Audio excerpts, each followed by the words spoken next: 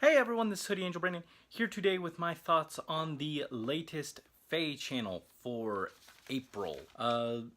As always, just gonna go over it, summarize what was covered, even though I talk more than the actual event. But I want to give my thoughts on it. So yeah, let's just dive right in.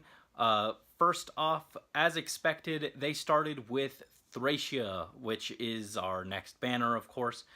We've known about it for about a month, and frankly, I've never played Thracia, so I don't have any real attachment to the units, so I don't care too much. But they just kind of briefly showed off that Leaf is our last Lord, finally being added.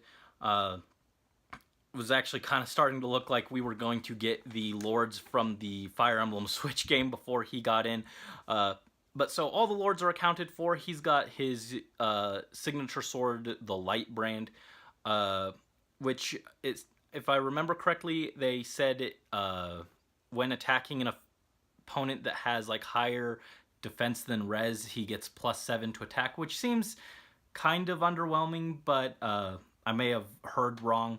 Or maybe he's just got really bonkers stats. But the most interesting thing to me about Leaf is his art. It looks really good. I kind of want to pull him just because he looks like husbando material right there. Other than him, Nana is in as our first staff unit since, I want to say, Bridal Lynn in June. And then, which would be, what, like 9 months almost? Somewhere around there. It's been an absurdly long time since we had a healer added into the game. R.I.P. Lara Shell, you were robbed. But so it's cool to see a new healer after so long. And she's coming with a new skill for, I think it's inheritable for healers. But it sounds like it's Harsh Command on a heal, which is nice because there are a lot of debuffs running around now thanks to things like the ploys and the chill skills. Harsh Command, still not really worth the team slot, but if you can put it on your healer, might actually be a useful skill every once in a while. We already knew Finn was coming, but he's not on the banner. He's a Tempest reward. I know some people are really angry right now because there were people who were saving orbs just for Finn because they were really excited, and then Tempest reward. On one hand, yeah, you get him free, but on the other, no merges. I know because my poor Xander's a Grand Hero Battle reward, and sometimes it sucks. Instead, joining Leaf and Nana on this banner are everyone's favorite duo, Reinhardt and Olwen as alts. There goes the last hope we had for a new banner that wasn't including alts. Every other banner this year has included an alt of some kind, with Erica wielding a tome she's not even allowed to have outside of an obscure glitch, Chrom being helpful, Robin being possessed twice in 2 different bodies, Celica being possessed. It's just so many alts, and I guess they're a thing from now on because this was the one banner where it looked like we weren't going to have alts. Yet here they are. Reinhardt is back to terrorize the meta once again. I'm not even going to be surprised if he's like a sword-wielding cavalry unit.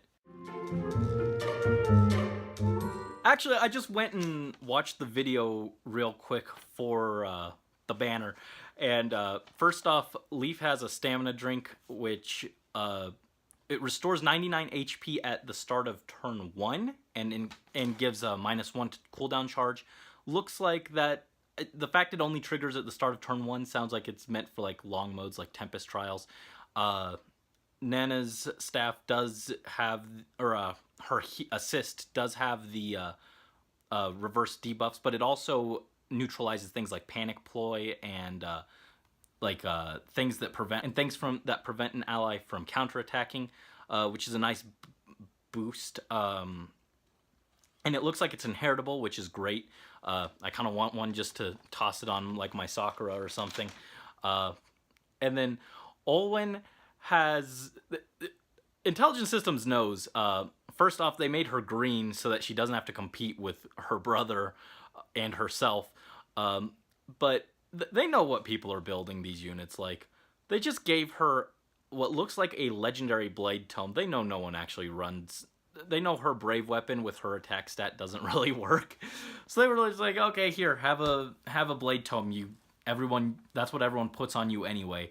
Um, and then Reinhardt has a sword that I'm not even going to try and pronounce. That is a brave sword, but it works on either player when he's attacked or when he does the attacking. And they know everyone just slaps death blow on him because he's got death blow as well, and then he's got his vantage from his original form. Reinhardt and Reinhardt are going to be the Reinhardt's new best friend is Reinhardt, so maybe he'll even let his sister tag along to blow people up with blade tomes, but it just sounds hilariously gross. um, uh, Reinhardt no longer fears greens, so run. Anyway, moving on from that, version update info. First is the stuff we already knew was coming, weapon refinement info. Liliana's Forblaze has Chill Res and the Nameless Blade for Fur and Corel. Looks like it's just a pref slaying edge, 16 might and cooldown reduction. But they mentioned that both of those will be able to refine further. So hopefully they'll get something else a little more interesting on top of that. For Nameless Blade, I could see it being like a Woe Dao effect on top of the cooldown reduction. Basically, Corel has Woe Dao, and Fur has Killing Edge. Basically, just blend those together so you get cooldown +1 plus the +10 on special trigger, which I guess is technically just Wrath, isn't it? Only without the HP requirement. But so not mind-blowing, but pretty solid potentially.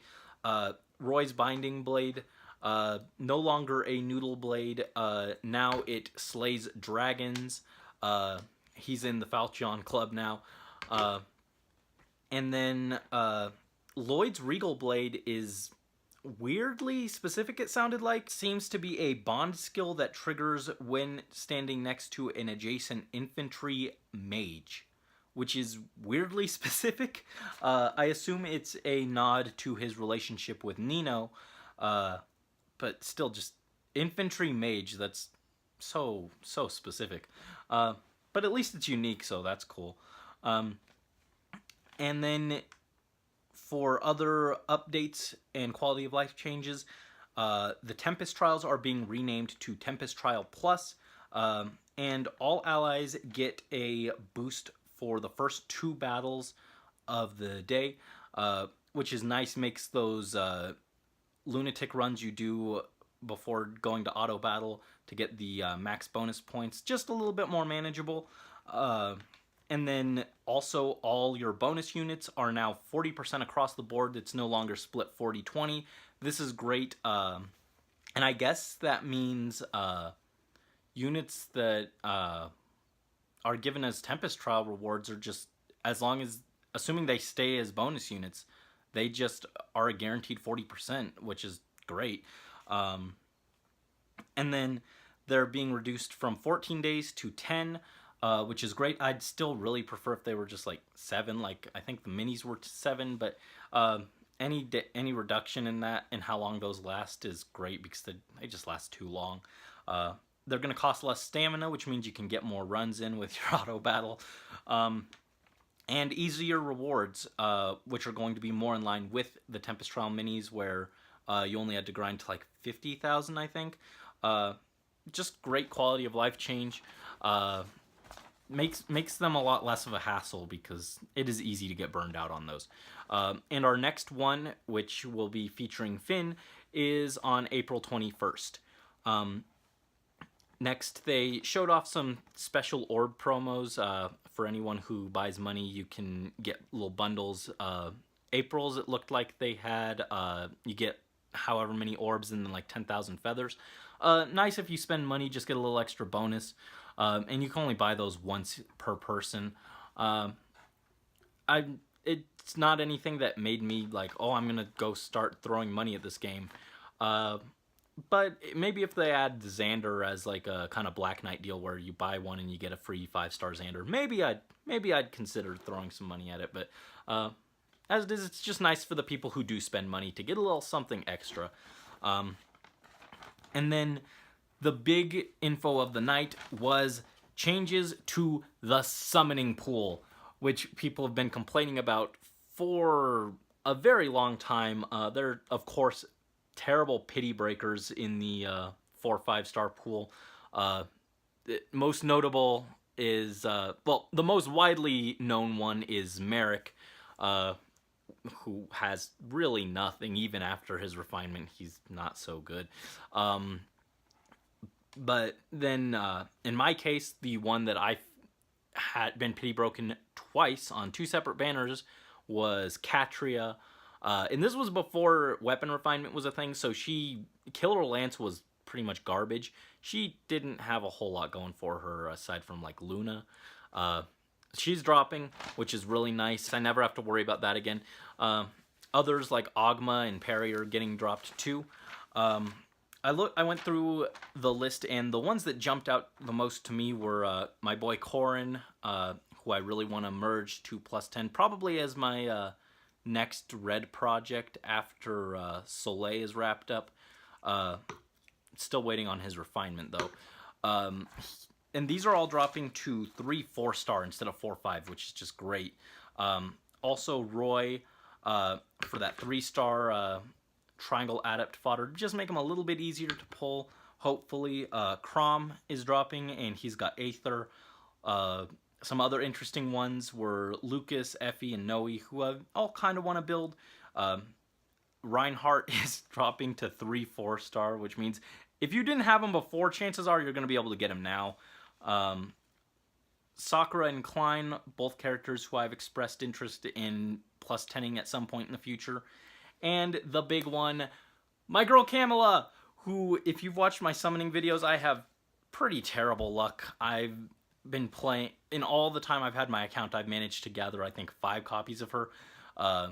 So having any chance to get more Camillas is just a great opportunity in my book. Very excited. Hopefully I can pull enough merges to get her up to +10 where she belongs. And some other updates to go along with that. They're giving us 100 more barracks space, which is great. You know, I love to send home units just to clear out my barracks, even though I really shouldn't. And hero merit cap being increased by 1,000 again. Now we're sitting at 5,000, which is great. I can use my Morgan even more, implying that I wasn't already. She already gets used for just about everything. Next are a second Grand Hero Battle Revival rotation featuring more old Grand Hero Battle units. The big ones that I saw were Valter, Berkut, Camus, and Arvis. Valter has Panic Ploy, and I just use him on my flyer team. So if I want to merge him, that's an option, or there are more merges potentially for him. Berkut has his Berkut's Lance and Water Boost, which are both fairly solid skills. Water Boost isn't necessarily the best, being situational on HP, but a solid budget choice. And his Lance is just really cool if you give it to someone with decent res and a distant counter. It just becomes a great mage tank. I want to give it to my Effie. Camus, of course, has been MIA since forever, and he's the exclusive holder of Grani's shield. Not that most people would realistically use it, but for anyone who does want to experiment with some anti-horse, with being able to make horse tanks that don't die to wolf tomes, that's a bit more accessible now. And Arvis, I got rid of all of mine for Death Ploy fodder, so nice to have some more copies of him.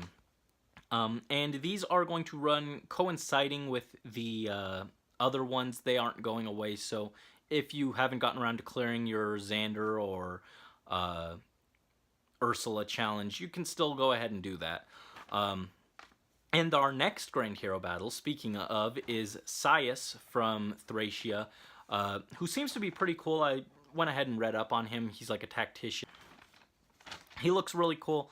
Excited to see him when he shows up as our next Grand Hero battle unit. One last small quality of life change is stamina for Grand Hero battles, Bond Hero battles, and Legendary battles are dropping to 0. Just save you some stam pots, which really, what is stamina even used for now? Pretty much Tempest, and that's it. But though I do wish that had happened before the Fallen female Robin Legendary battle, because I dumped like 20 stamina potions on that. That was an insane map. And finally, our last bit of news for the night was a new mode called Grand Conquests, where you're divided into 3 armies. It sounds like it's chosen at random whose army you're going to be on to avoid any issues with like popularity, like the voting gauntlet. It sounds like it's going to be you're randomly thrown onto one of 3 teams, and you battle to control territory across 30 areas. You attack the areas with your teams and do little maps, which are the expanded maps like Rival Domains, where you have more units and the larger map size. You just go through, you clear it, and based on each team's clears for the round, at the end of 2 hours, the team with the most points gets control of that area. And it looks like it's going to run for 6 days. Whether or not this will be a fun mode or not, we'll have to actually give it a try. But I'm excited to at least give it a try. I actually do enjoy Rival Domains. I know a lot of people are divided on it. I happen to like it for what it is. It's not the most mind-blowing content, but it's okay for what it is. And we're also getting a bonus 20 orbs to celebrate that new mode, which never complain about free orbs. So overall, I think it was a pretty good presentation. There's a lot of cool stuff here, most notably the summoning pool fix, but a lot of other cool little quality of life updates, and the horror that is Reinhardt. Anyway, let me know your thoughts in the comments down below. Are you excited? Are you really disappointed because you're a Finn fan and you've been saving orbs and it was all for nothing? Or are you just terrified of what horrors Reinhardt emblem is going to bring to us all? Let me know down below. Until next time, this is Hoodie Angel Brandon signing out.